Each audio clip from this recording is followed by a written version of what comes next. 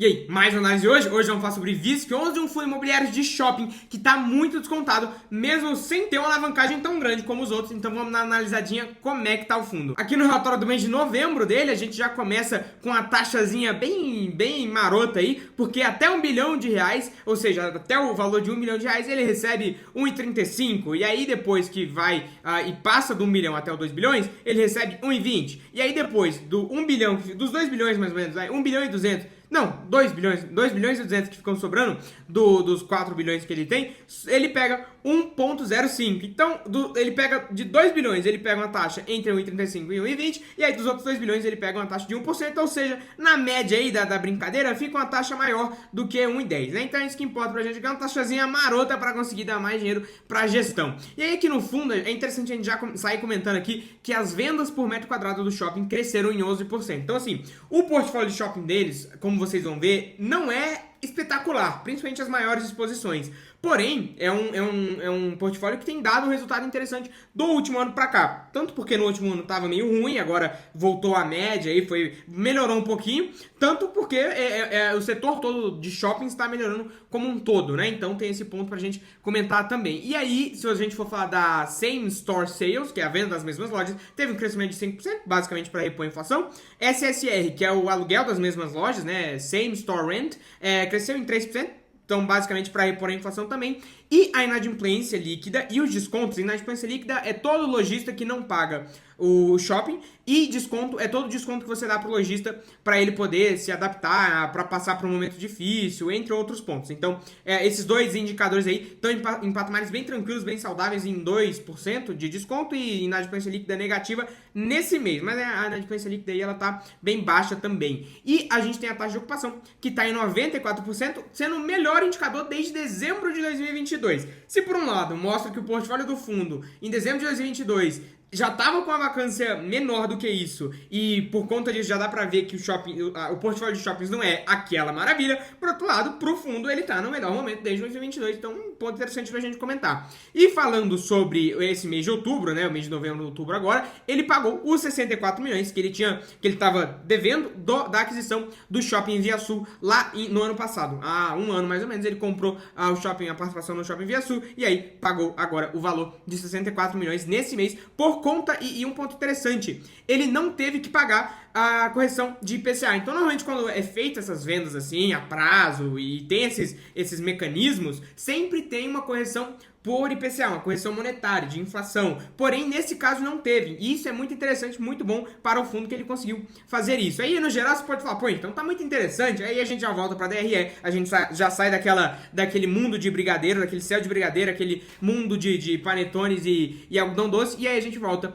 para a DRE do fundo. Porque mesmo a remessa dele sendo boa, outubro assim é um mês bom, né? Porque se a gente pega final e começo do ano, são meses bons, e meio do ano também são meses bons, são meses bons, né? Só que não foi um resultado tão acima dos outros meses. Então, outubro foi linear, diferente dos outros fundos, por exemplo, de shoppings. E aí, o resultado financeiro dele foi de menos 2 milhões, mais ou menos, né? Só que a gente tem que considerar que a gente tá falando que ele tem um resultado negativo de juros de 4 milhões, mais ou menos. Só que como ele tem uma reserva, né? Ele tem um valor investido em títulos públicos, ele acaba tendo uma receita financeira também, que compensa a despesa, e acaba dando um resultado financeiro para ele de mais ou menos, menos, né, negativos, 2 milhões de reais. E falando sobre taxa de administração, é onde o couro canta, né? A criança chora e a mãe não vê, porque é justamente aí que a taxa dele fica bem alta. Porque o resultado, a taxa dele consome mais de 10% do resultado. Mais de 10% do resultado, o que não é tão comum assim, a gente vê isso acontecendo, e aí acaba que o fundo ainda tem que pagar a alavancagem, pagar a taxa de administração mais alta, acaba machucando um pouquinho mais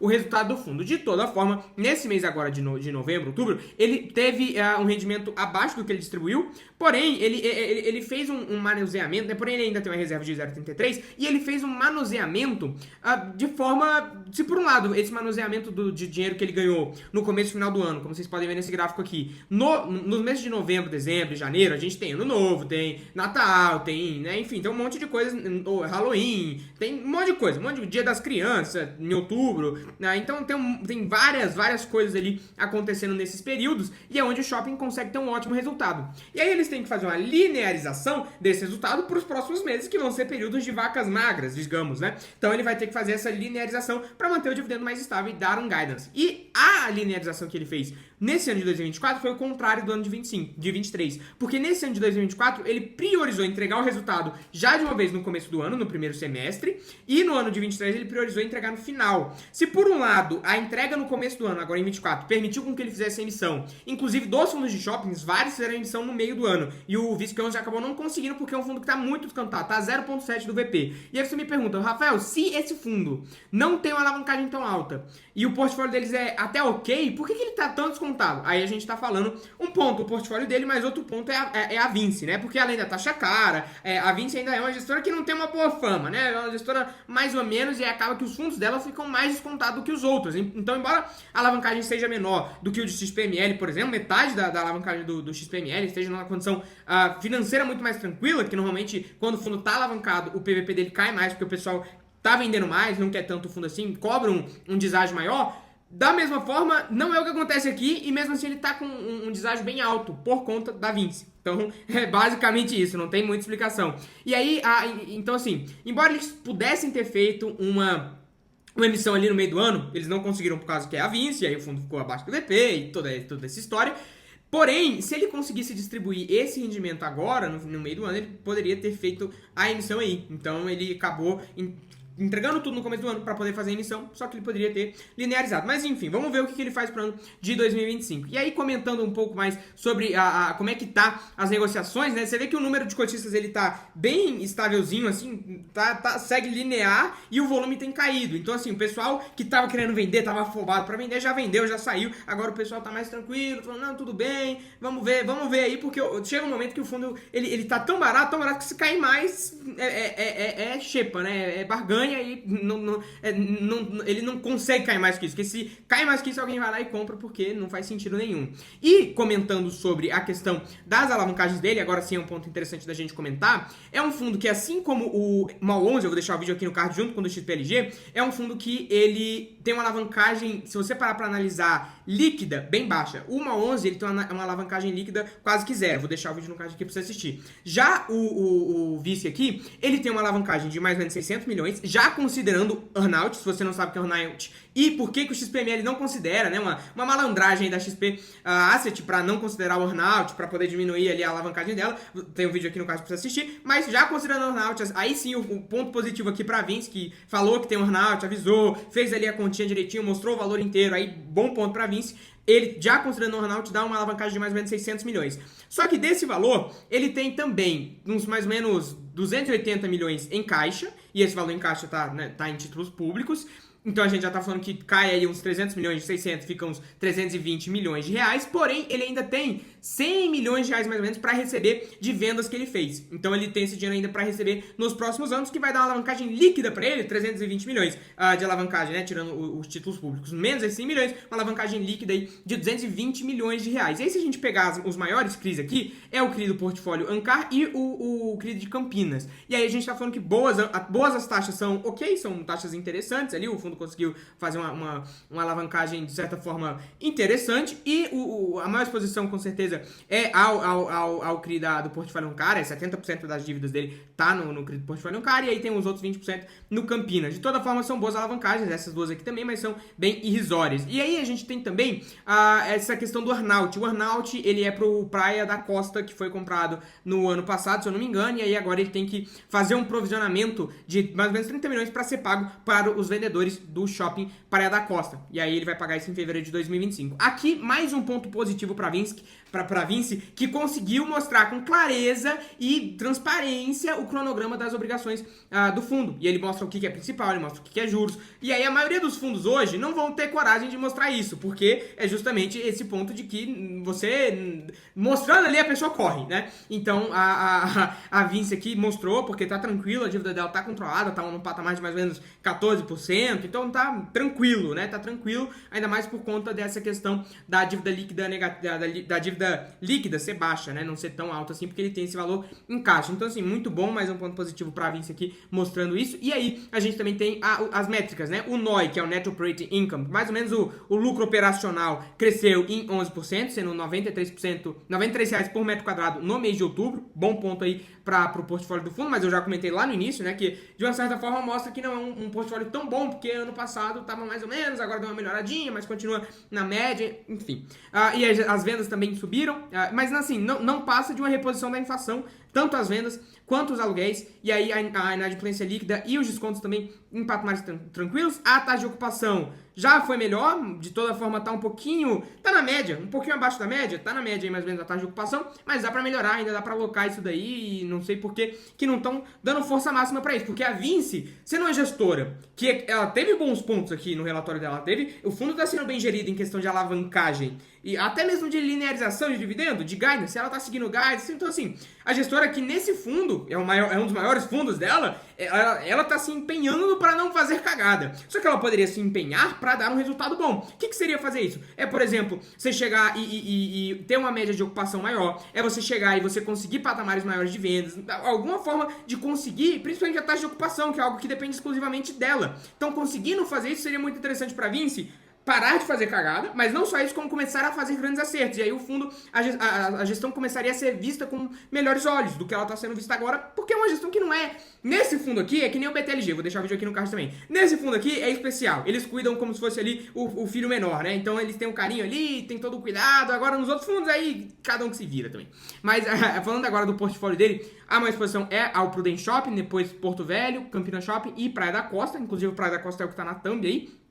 E aí, se você pegar o NOI, né, que é o lucro operacional por região, tá em 32% São Paulo, 14% RJ, Rio de Janeiro, e 10% lá em CE e 8% mais ou menos em Rondônia. Então é bem diversificado, você vai vendo, ele tem várias exposições, normalmente a maioria dos fundos está em Nordeste e Sudeste. Esse aqui já é mais diversificadão, ele vai para mais cantos, mais áreas, tem inclusive em Brasília, né? Então um ponto interessante comentar sobre isso. E aí, assim, se a gente falar de administradora, não tem nenhuma administradora, assim, muito especial, normalmente as boas, assim, as maravilhosas, todo mundo fala, Allos, Multiplan, a Iguatemi, e são as maravilhosas, os tops. Agora a gente vai pegar aqui, o portfólio dele acaba tendo só Multiplan, não, acaba tendo Iguatemi e outras, e tem a Allos também, Allos e Multiplan, mais ou menos assim, uma administradora que representa menor percentual do lucro, né? Ela administra um pedaço menor ali dos ativos e por consequência dos lucros, a maior é a Ancar mesmo. E aí, falando aqui de participação, diferente do HSML, vou deixar o vídeo, e o vídeo não tá no card pra vocês, é uma vantagem.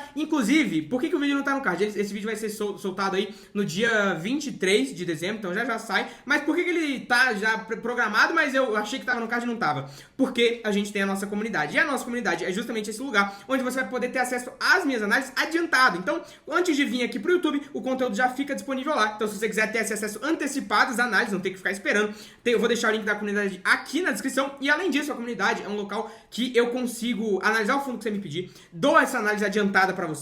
Além disso, consigo analisar a tua carteira, entender qual que é o teu objetivo, qual que é o teu perfil de risco, o que você está querendo com aquela carteira ali, para entender se você está fazendo umas boas alocações ali ou não, e quem sabe se for necessário corrigir aquilo ali para você não fazer cagada, principalmente nesse momento que tá tudo muito barato, tudo muito bom, tem gente tomando muita decisão errada mesmo assim, e sendo que poderia estar tomando decisões maravilhosas para daqui a um ano. Então, de toda forma, eu faço esse convite para você entrar lá, se você quiser que eu analise a tua carteira, analise o fundo que você quiser de forma detalhada, e deixe esse acesso antecipado para você. Vou deixar o link aqui da comunidade, eu te convido a entrar lá, até porque a comunidade está com um fluxo legal agora de pessoas, tem entrado mais pessoas, e agora a gente está conseguindo ter um fluxo de conversas mais interessante ali, e essa questão da análise da carteira, com o fluxo de mensagens aumentando ali, é algo que eu vou, aos tempos, deixando de fazer, porque chega num momento que você não consegue ajudar a gerir ali, a montar, a personalizar, a realmente dar o apoio para a carteira de 100 pessoas. Então, principalmente nesse momento inicial, eu consigo fazer isso, mas agora já está aumentando o volume de pessoas ali, eu já estou tendo uma dificuldade. Então, se você quiser que eu analise a tua carteira e quiser que eu analise teu fundo, vou deixar o link aqui, porque aí você já garante seu acesso agora, já consegue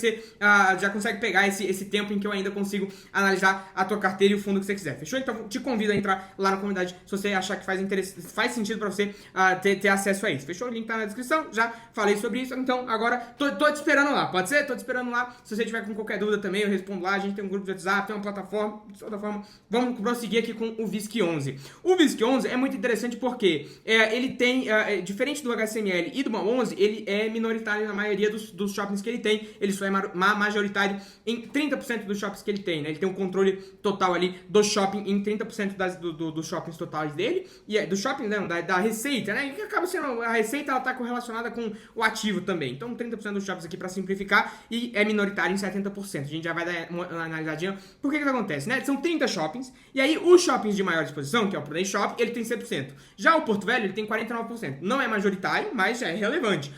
No Campinas Shopping, 55%, majoritário.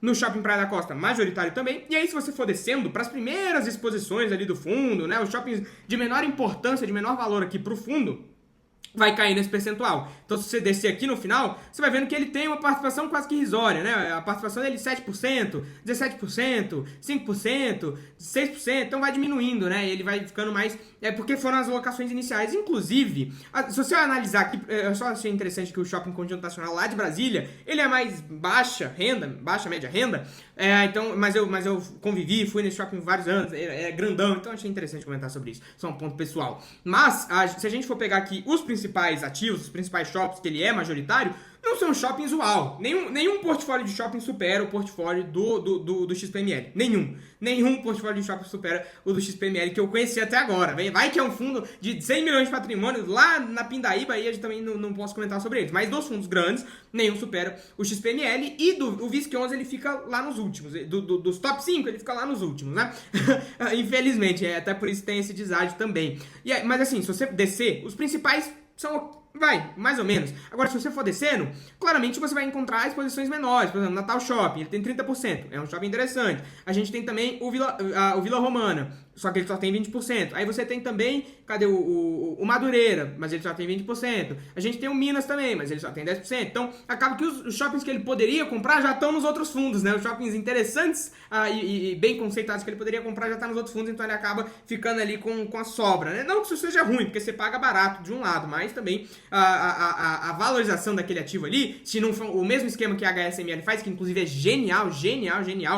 O vídeo está aqui no link da descrição lá na plataforma, não está no card, infelizmente, por enquanto, mas enfim, de toda forma, já comentei sobre a plataforma, não vou me estender aqui, se você tiver qualquer dúvida, me chama lá no Instagram. Mas de toda forma, ele acaba não tendo esse mecanismo genial, que é a Alkia, que é a empresa ali da HSI que faz a administração de shoppings, consegue gerar pro HSML. O VISC não conta com a mesma sorte, acaba sendo um fundo que fica mais deprimido aí no mercado. Mas sobre o VISC é isso, é um fundo que realmente está muito descontado, só que descontado por motivos lógicos, né? Tá descontado porque mesmo a alavancagem dele sendo negativa, a dívida líquida dele sendo baixa, mesmo ele tendo valor em caixa, ele acaba tendo risco Vinci, ele acaba também tendo shoppings de menor qualidade do que os outros fundos, então ele acaba sofrendo um pouquinho mais, mas de toda forma, se você parar para analisar, ele tá nos mesmos preços quase que o HCML11, que tá 0,66 do VP. Só que, se o HCML é um fundo muito bem gerido, na minha opinião, né, o vídeo tá aqui no link da descrição, o HCML ele tem um problema que é a alavancagem. Ele tá com a alavancagem um pouquinho alta, uns 20 e tantos %.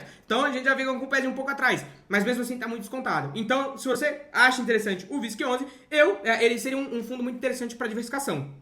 Ele tem um monte de shoppings, 30 shoppings, só que é pequeno em cada um deles, mas tá diversificado. Agora, se você quiser portfólio, acho mais interessante o XPML. Se você quiser boa gestão, que traz ótimos retornos, com shoppings bem mais ou menos, HCML, porque a gestão dele é muito boa. Acaba gerando um resultado muito bom. Compra barato, vende caro, é uma maravilha, dividendo alto, valor P sobre VP lá embaixo, descontadão, então é muito interessante também o HCML, fechou? Mas sobre o VISC11 é isso, assiste os vídeos que tá no card aqui, deixa o teu like, se inscreve no canal, entra lá pra comunidade, o link tá aqui na descrição. É uma das últimas vezes aqui que eu vou conseguir analisar a tua carteira e analisar o fundo que você quiser, subir lá na plataforma do vídeo, mas é isso, é nóis e